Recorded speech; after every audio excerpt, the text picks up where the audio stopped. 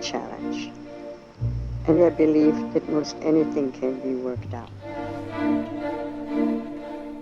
Ina Ginsburg was born in 1916 in Vienna, Austria. My mother painted a very golden picture of Vienna. Her interest in fashion really bloomed in those early years, and her mother, Herta, went into the full-fledged knitwear business. So she would take Ina to Paris, where they would both sketch at the shows. With the help of Friedel Steininger, who was part of the Wiener Werkstätte, she learned how to change her looks. And then suddenly she would dress up and go to the races or go to the opera. There would be all of these people wanting to know who she was and make her acquaintance. The fencing club was a big part of her life in those days. She loved the sport very, very much, and she became an Austrian junior fencing champion. But during that time, there were many problems arising if you were Jewish, and she was asked to leave the club. We were standing on the balcony, and they marched in. We saw them march in, and they were singing the Horst Wessel song, which is the song about the night of the long knives has come. I cannot tell you, it has scared me for the rest of my life. They managed to get their visas together to leave. You're leaving forever. You cannot be conspicuous. You cannot ship anything. You cannot send anything.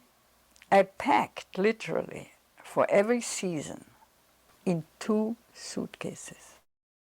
She and her mother ended up going to France, and she decided to pursue a career in film. She had an uncanny resemblance to a very famous French film star named Danielle Darrieux. Pourquoi? One day they got a notice under the door asking them to report. Everybody, foreign Jewish, had to show up. I said to my mother, we're not going to show up. If they want us, they will have to come and get us. A friend who had a Packard invited Ina to go with them and that they would leave Paris as quickly as possible. I'm driving this huge Packard, it was pitch dark, and we're out of gasoline. I ran into Eric Sevaret, a very famous American correspondent.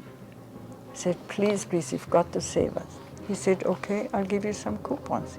They had, of course, gasoline, and we loaded up. And then we heard, actually, de Gaulle making his first speech from London. J'invite tous les Français qui veulent rester libres à m'écouter et à me suivre. Vive la France, libre dans l'honneur et dans l'indépendance. Eventually, they made it to Portugal. Rumor had gone around that there was a ship called the Kwanzaa that would be leaving Lisbon bound for the U.S. My mother was able to get on that ship. They made it to New York, and they weren't allowed off the ship. We leave New York, and we finally arrive in Veracruz. They said, you can only get ashore if you're willing to go to a Mexican prison. Well, who do you think raised her hand? Me. There was a famous French film star on board, Dalio, and he was married to a gorgeous creature. Have you seen Casablanca? There's a scene at the bar where a French woman sings the Marseillaise, and that was her. She comes running up to me. She said, oh, Ina, je ne peux plus, I can't anymore. Please, I will go with you. No one goes. They finally had to get fuel in Norfolk, Virginia. It was there that some lawyers on the ship had the idea of suing the captain for habeas corpus, and that this would tie up the ship for enough time to try to make a plea Mrs. Roosevelt heard about the situation of the refugee ship and intervened. Ina got to New York from there and continued the career that she had started in France, but this time instead of the movies, on the stage.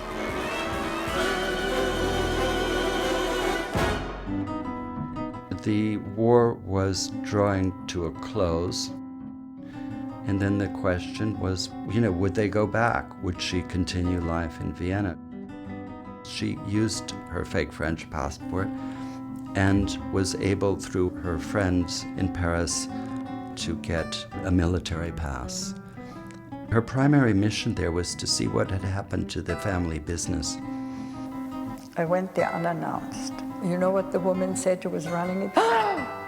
You're alive? I thought you were all dead. I said, no, we're Americans.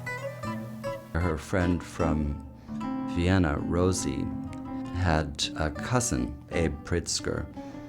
Pritzker told her to see Leon Henderson. Henderson gave her the name of a man, David Ginsburg, who was in Vienna at the U.S. Embassy, and he took her down to the PX and took the official car and loaded it up with everything. Sugar, coffee, stockings, cigarettes, all the things that you couldn't get in Vienna. She called up all of her friends, invited them all over, and she had a little balcony and just threw some of the stuff down to the friends. And a few hours later, there was a knock on the door, and it was this David Ginsburg, and he said, I'm going to marry you someday. By the late 50s, my parents had become very well known in Washington. Ina began thinking that the city would benefit from an opera company that was on a national level, not just a local company, and really put her full energies into it. They managed to have opera in the White House when Kennedy came in, and that was the first time live opera had been performed in the White House. I will never, ever, ever forget this evening, because I've never seen a couple as beautiful and as glamorous and as superb as those two. The parties were a mix of not just artistic and cultural, but also political, diplomatic, economic, judicial. Even after she divorced my father, she was able to retain her stature in Washington as somebody who was able to bring together people in order to get things done.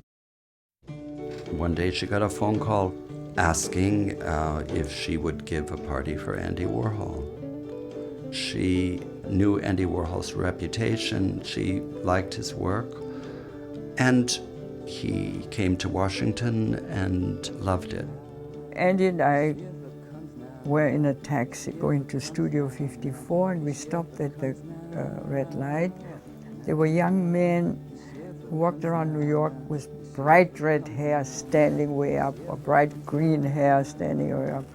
And two of those were crossing the street. And I was about to say, oh, how awful, when Andy said, oh, Ina, aren't they wonderful? They're expressing themselves. And from then on, I changed my mind completely, because I realized I didn't really have an open mind. They asked her to be the Washington editor of Interview magazine. They saw how she was able to bring people out in conversation. She always managed to make it personal somehow, and most famously with McNamara. And in that interview, it was the first time that he spoke with regret in the Vietnam War. In the 1960s, there was an effort to establish a performing arts center in President Kennedy's name. My mother had been tapped by Roger Stevens to help stimulate interest in it.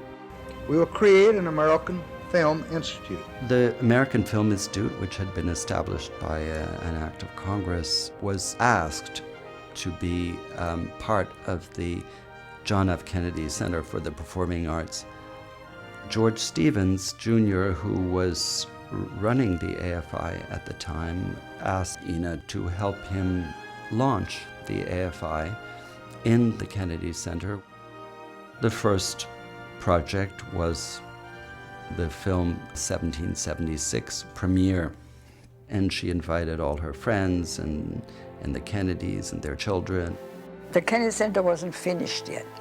On the top, the roof was still not finished, so it was a huge amount of space that you could do anything you wanted.